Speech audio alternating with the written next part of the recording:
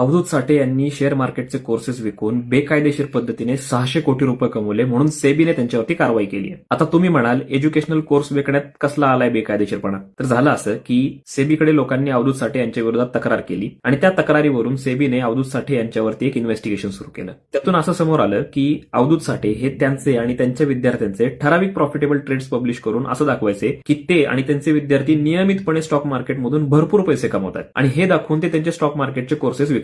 परंतु या कोर्सेसमध्ये अवधूत साठे ट्रेडिंग शिकवत असताना ते त्यांचे लाईव्ह ट्रेड्स लोकांना दाखवायचे आणि काही ट्रेड्स बद्दल ते लोकांना ऍडवाइस देखील द्यायचे. आता सेबीच्या नियमानुसार ट्रेडिंग शिकवणे हे काही बेकायदेशीर नाहीये, परंतु इन्व्हेस्टमेंट ऍडवायझरचे किंवा रिसर्च अनालिस्टचे तुमच्याकडे लायसन्स असल्याशिवाय तुम्ही कोणत्याही स्टॉक बद्दल ट्रेडिंग रेकमेंडेशन किंवा ऍडवाइस पब्लिकली देऊ शकत नाही. सेबीने अवधूत साठे यांच्या ट्रेडिंग अकाउंटची देखील तपासणी केली आणि त्यातून असं दिसून आलं की अवधूत साठे हे स्वतःच मागच्या 2 वर्षापासून जवळपास 4,30,00,000 रुपये लॉसमध्ये आहेत. आता वादाखाता जरी आपण गृहीत धरले की एखादा कोच हा चांगला प्लेअर नसू शकतो, म्हणून सेबीने अवधूत साठे यांनी घेतलेल्या शेवटच्या बॅचमधील 186 विद्यार्थ्यांचे अकाउंट चेक केले आणि त्यांच्यामध्ये तरी कोणी प्रॉफिटेबल आहे का हे बघितलं. परंतु या 186 विद्यार्थ्यांपैकी एकही विद्यार्थी प्रॉफिटेबल नाहीये आणि या सगळ्या 186 विद्यार्थ्यांचा लॉस जवळपास 1,93,00,000 इतका आहे. अवधूत साठे यांनी 4,10,000 लोकांना कोर्स विकून त्यातून 601,37,00,000 रुपये जवळपास कमवलेत. तर ठराविक प्रॉफिटेबल ट्रेड्सचे स्क्रीनशॉट दाखवून आणि खोट्या ऍडव्हर्टाइजमेंट करून लोकांना आपले कोर्स विकत घ्यायला लावणे हे जे अवधूत साठेंनी केले ना हे अत्यंत चुकीचं आहे आणि म्हणून सेबीने त्यांच्यावरती कारवाई केली आहे. सध्या सेबीने 600 कोटी जप्त करण्याचे इंटरिम आदेश अवधूत साठे यांच्या विरोधात दिले आहेत आणि कोर्स विकून कमवलेले पैसे हे व्याजासहित पुन्हा त्या व्यक्तींना का देऊ नयेत असे कारणे दाखवा